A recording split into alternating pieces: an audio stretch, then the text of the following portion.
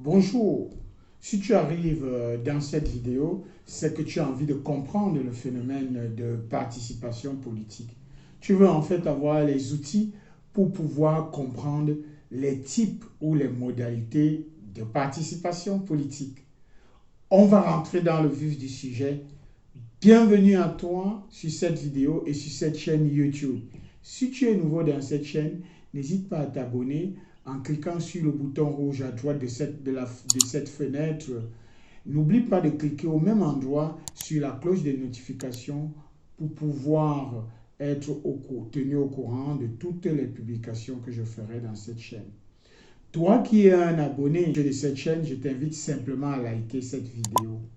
On va rentrer dans le vif du sujet, petit générique, et après, c'est parti.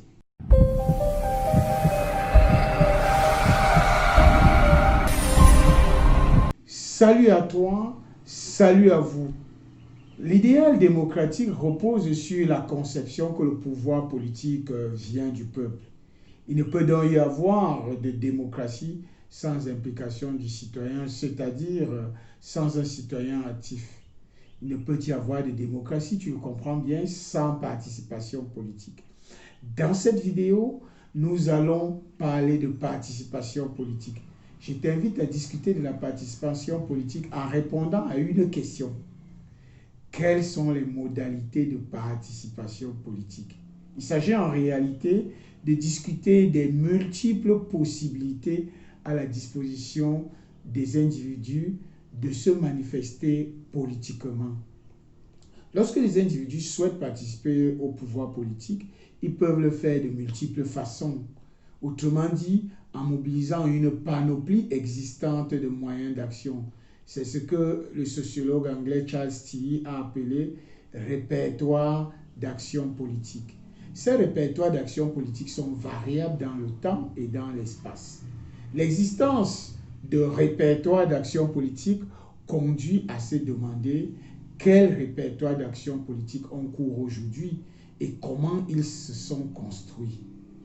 Pour des besoins de compréhension, on divise souvent les formes de participation politique en deux grands groupes. Les formes dites conventionnelles qui sont bien intégrées et conformes aux règles du jeu politique. Et il y a les formes dites non conventionnelles qui ont tendance à remettre plus radicalement en cause l'ordre établi.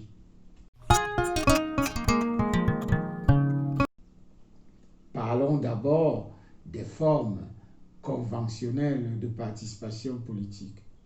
Je te rappelle que par participation politique conventionnelle, on entend toutes les activités qui se déroulent dans le cadre légal sans remettre en cause la légitimité du système. S'il n'y avait qu'une seule forme de participation politique conventionnelle, on parlerait du vote, qui est la forme la plus fréquente de participation politique. C'est une forme de participation politique conventionnelle car les dispositifs et les gestes qui encadrent le vote sont codifiés et répétés à intervalles réguliers et les membres de la nation sont incités à y participer. Mais parmi les formes conventionnelles, on peut aussi évoquer l'engagement dans un parti politique, le militantisme politique, le fait de militer dans un syndicat, et oui, militer dans un syndicat ou une association politique. Mais au-delà de ce que je viens d'évoquer, la participation politique conventionnelle renvoie aussi à des actions variées telles que la participation à un débat politique, le suivi de l'actualité dans les médias, la rédaction de pétitions et de mémorandums politiques.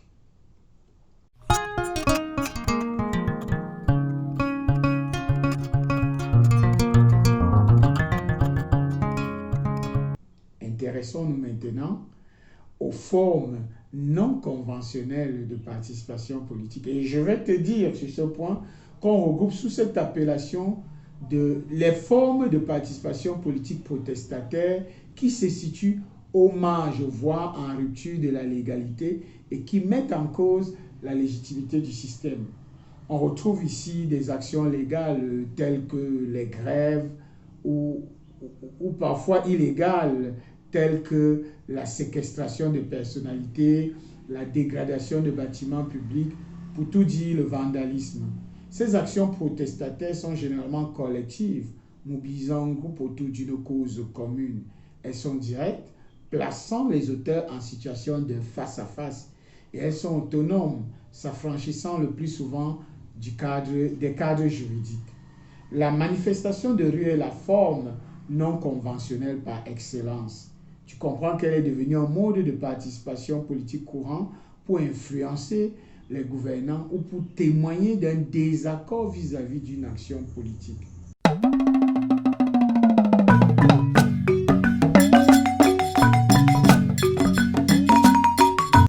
Mais toi qui me suis, tu dois savoir que cette distinction que nous opérons entre participation politique conventionnelle et participation non conventionnelle peut être critiquée. D'une part, les frontières changent selon les époques et les lieux. Par exemple, la manifestation de rue, rarement tolérée dans les dictatures et donc considérée comme non conventionnelle, peut prendre des formes détournées pour devenir conventionnelle. Par exemple, comme on a pu le voir lors des événements dits du printemps arabe de 2011, des enterrements devenaient des prétextes à manifester et à exprimer des protestations politiques. D'autre part, les frontières entre les deux formes de participation politique ne sont pas étanches. Je dis bien qu'elles ne sont pas étanches parce que, précisément, dans certains cas d'action politique conventionnelle, tels que le vote, les militants ou les dirigeants politiques peuvent être amenés à commettre des actions non conventionnelles, telles que la fraude, le collage sauvage d'affiches ou le recours à des financements occultes. J'espère que tu m'as bien saisi. Merci surtout de m'avoir suivi. N'hésite pas à liker la vidéo. Invite tes amis à s'abonner à ma chaîne.